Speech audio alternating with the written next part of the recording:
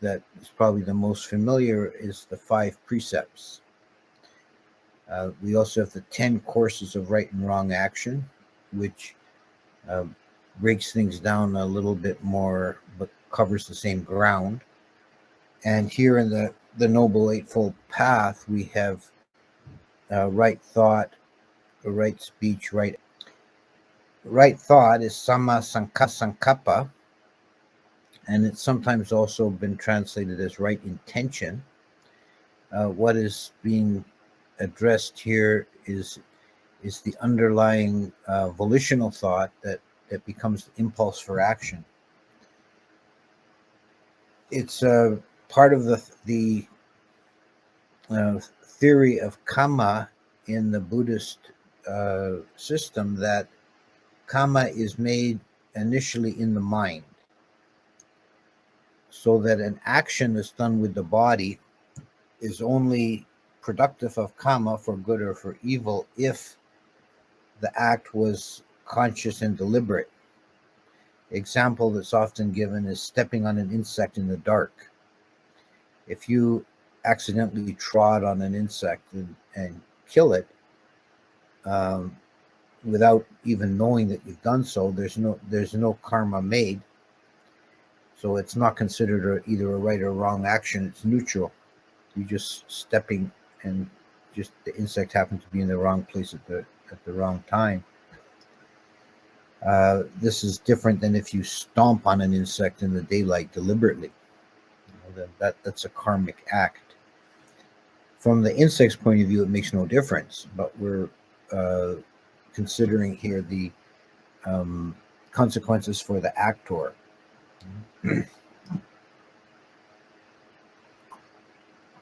So the intention behind an action is very important for determining the karma. The formula in the Eightfold Path for right thought or right intention is that a right thought is one that is a thought of renunciation, as opposed to the opposite would be a thought of sensuality or greed, a thought of non-harming, and a thought that's not coming from delusion, non-delusion. So the three roots of ill are greed, hatred, and delusion. So thoughts that arise from those are wrong thoughts, and the thoughts that arise from their opposites are positive thoughts, karmically wholesome, producive of good results. To turn to the definition of the three roots, the three negative roots are lobha, moha, dosa, that is greed, hatred or ill will, and delusion or ignorance. I think it's significant that very often in Buddhist texts, the spiritually positive factors are indicated by negatives. So the three wholesome roots are alobha, amoha, adosa. You know, that the non-hatred, non-greed, non-delusion. And I think that certainly the Buddha's use of language was always very precise and considered. So I think there's a teaching here in that the more natural state of the mind is wholesome. So if greed is not present, the mind is naturally gravitating towards a state of contentment and renunciation.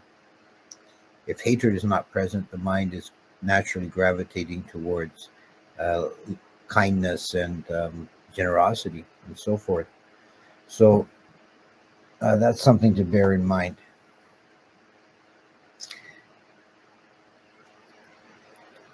So right thought is the beginning of all ethical action. whether it's positive or negative. Any karmically effective action, which are the only ones we need to consider in terms of ethics, initiate with the mind. They begin in the mind, and they can then be carried on through into the body. But there is some karma associated with thought, just a simple thought that doesn't go any further. And we'll see later in the path factors when we deal with right energy that's all about controlling the mental states and the thoughts. So guarding the doorways of thought is a practice, and a foundational practice. So right thought, samasankappa. The next one is right speech, samawacha. And this is defined as speech that is truthful, that is non-harmful, is abstaining from slander and abstaining from foolish babbling. So there's 4 types of wrong speech, and these are also found in the formula for the 10 courses of right and wrong action. So we have these kinds of speech that are right, or again abstaining from those which are wrong. So the first one is truthfulness, and in the precept it's musawada waramani, which means I shall abstain from false speech, and it's only in the kind of expansion and explanatory clauses that the other kinds are added in. There's a great deal of emphasis in the Buddha's teaching about speaking truthfully. It's the most important aspect of right speech, is that the speech is associated with truth, which means representing to the world, to others, reality as you understand it, not attempting to mislead. And again, it has to be intentional. So if you're honestly mistaken yourself and you say something false, believing it to be true, you're not violating the precept or the ethics of speech.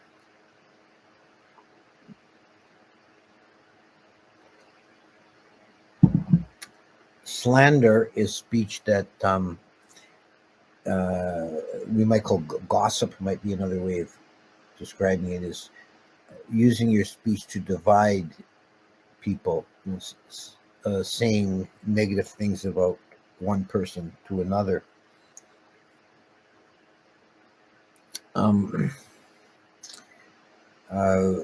It's praiseworthy to unite those who are divided, to make peace, and it between contending individuals or factions, and it's karmically negative to cause division and to incite conflict between individuals. So the general advice, if you're and this vice of gossip is a really human trait. It comes up in all kinds of places, wherever humans gather. One of the favorite things to do is to denigrate others. You should avoid getting caught in that yourself. And if you hear someone else spreading gossip about someone, then the best thing you can do is to try and counter it by saying something positive about that person.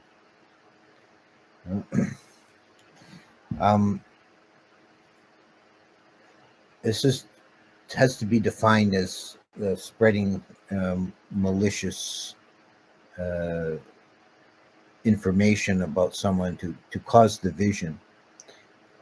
But I think it needs to be differentiated from, there might be situations where you give someone a fair warning, like you know someone else is a fraud, and they're running some kind of a scheme, so you warn someone else about it. That's not really gossip. Then harsh speech and is when we use our speech to humiliate or insult another gratuitously, and we know that we can hurt others with our speech, and this is particularly bad when it's done in front of third parties, because then there's a humiliation factor added. So you should try and be gentle in your speech, even if someone uh, merits some criticism, to do it with kindness and not abusively. And the final category of wrong speech is foolish babbling, which we can all be prone to at times, of just running off the mouth. One of the characteristics of righteous speech is that it's associated with meaning, or atta, that our words should have weight and significance. And people will take you more seriously and listen to you more if what you say is always meaningful. I don't. One should not be afraid of the silence. If you have nothing to say, then say nothing at all. Don't try and fill up the air with just whatever silliness comes to mind. This is uh, causing confusion amongst the listeners. People then are their consciousness is kind of dragged down to a lower level, caught in this nonsense. So right speech is part of the path, and our speech has a karmic weight. It's one of the powers that we have. It's the power of speech. It's important because speech is a way we directly impact on another being's consciousness, for good or for bad. You're inserting ideas into another person's mind, and those ideas can be useful, or they can be harmful. They can be true, or they can be false, and you have a karmic weight with a karmic consequence for your speech.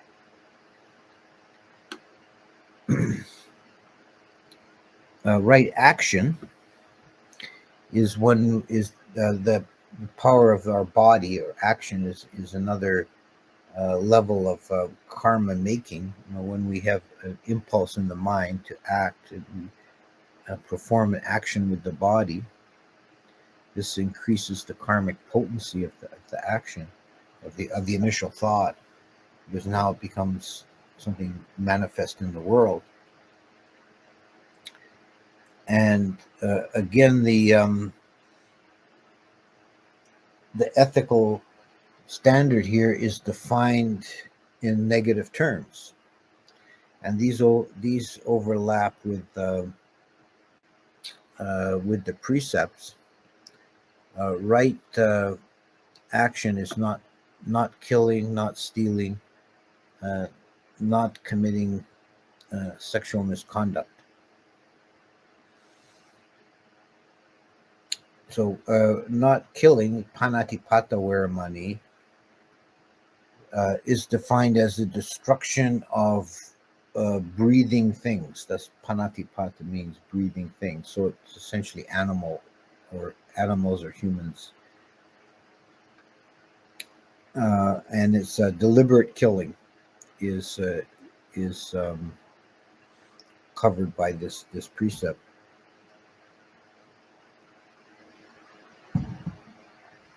So this includes also the killing of animals and insects and so on.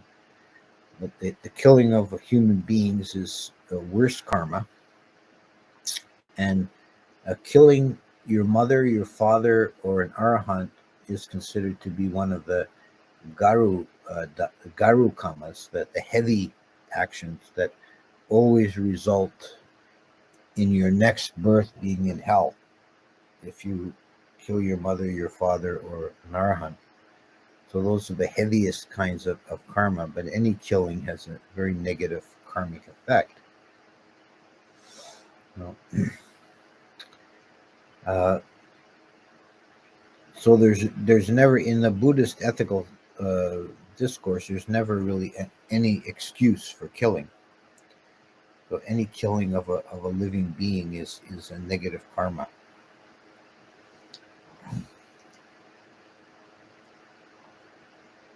So this would include things like abortion and euthanasia, for sure.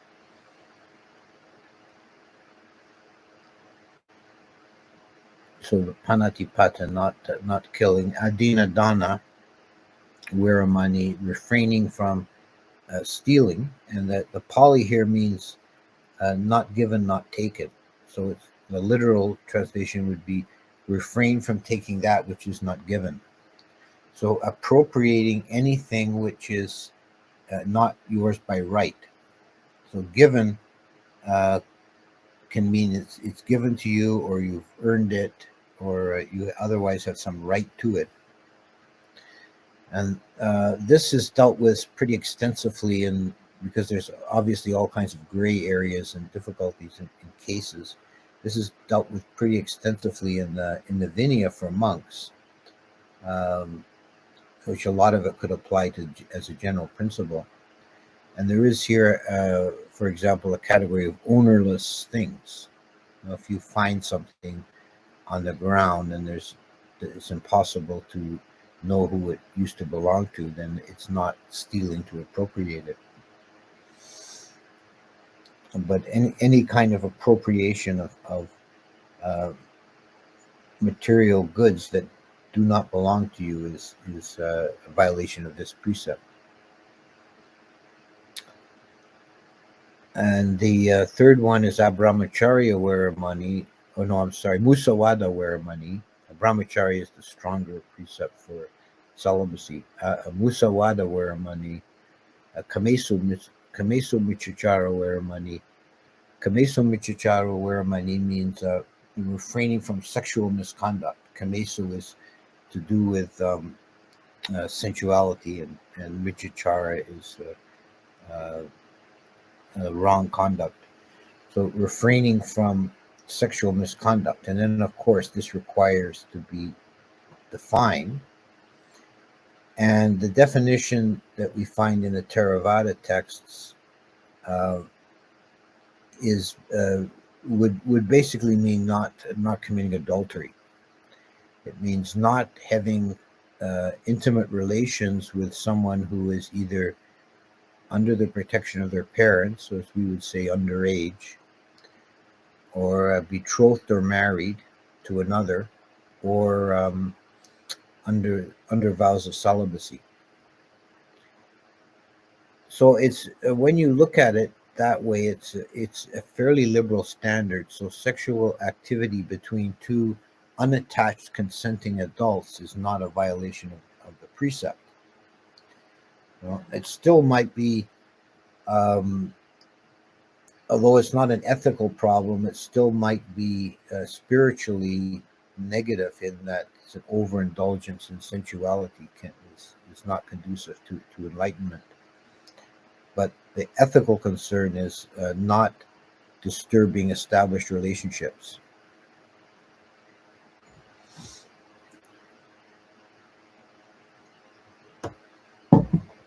So that's the definition for sexual misconduct. The last point covered here under ethics is right livelihood, which is when you think about it, it's interesting uh, and significant that the Buddha included this as a separate term in the Eightfold Path, because anything you do by your lively to make your livelihood would involve either speech or action or both. So you would think it's redundant to have this, but there is a very uh, strong influence on your mind, on your psyche, on your karma of how you make your living. Livelihood is how we acquire nutriment in the broad sense, acquiring the necessities and extras of life. And um, right, and in the formula for the Eightfold Path, it's not actually defined. It's left pretty vague. It just says he makes his living by righteous means and not by unrighteous means. You know? But elsewhere, there is a definition of 5 forbidden trades that are always wrong livelihood, and those are dealing in weapons, dealing in poisons, dealing in animals for slaughter, uh, dealing in human slaves, and oh, the fifth one's slipping my mind now.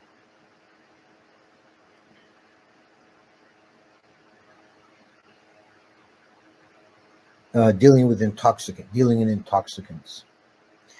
So there are trades that are inherently unwholesome, but anything else that you do to make a living, uh, the rightness or wrongness of the livelihood will depend on your conduct of that trade, whether you're being honest and straightforward with your employers, your employees, your colleagues, your customers, everyone you have an economic relationship with, whether you're treating them fairly and decently with honesty and kindness.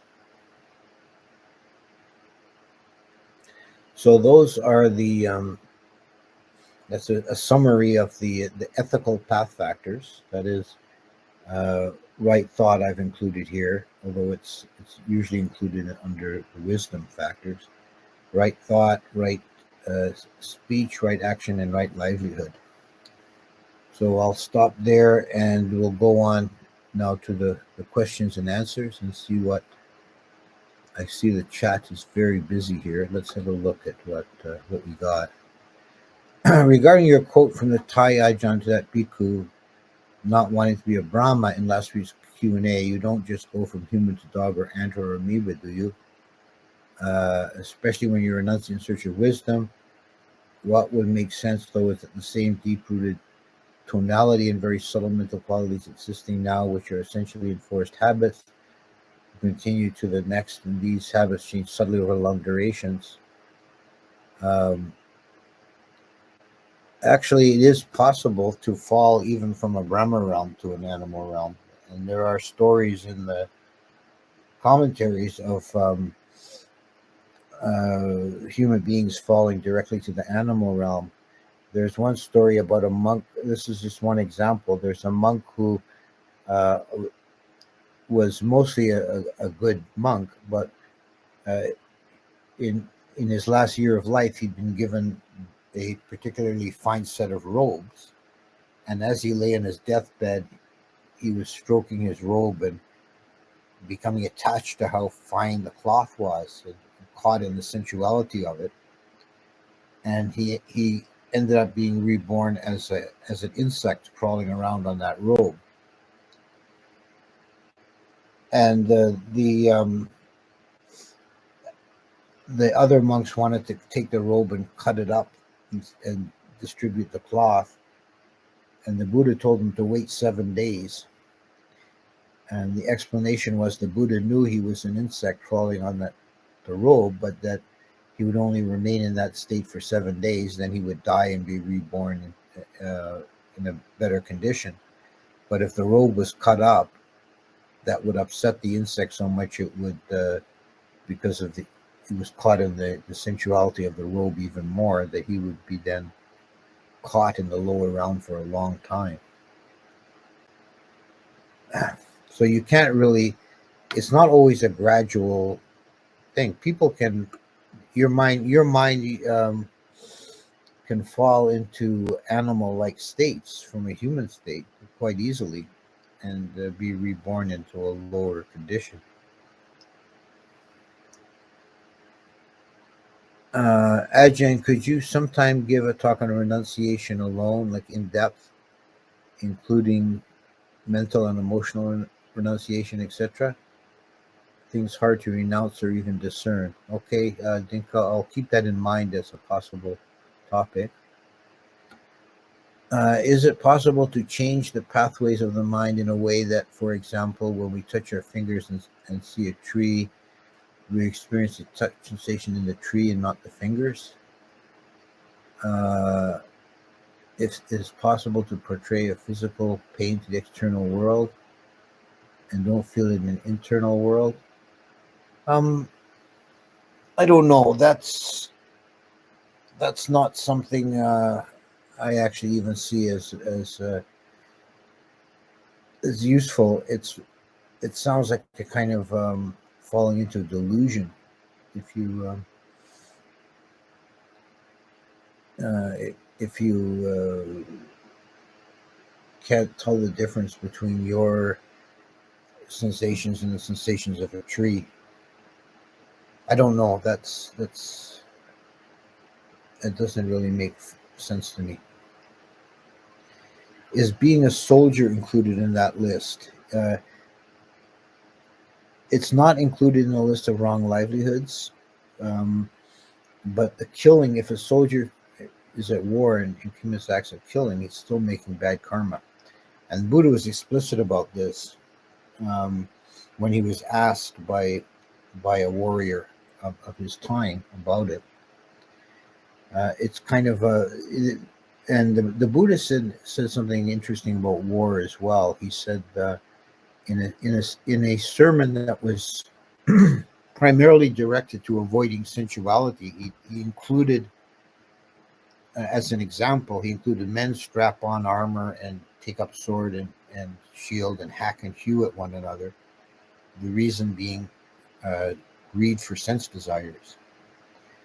So I see this as kind of the Buddha's saying that, and we could extrapolate from that. A more general statement is that wars are generally fought for material gain,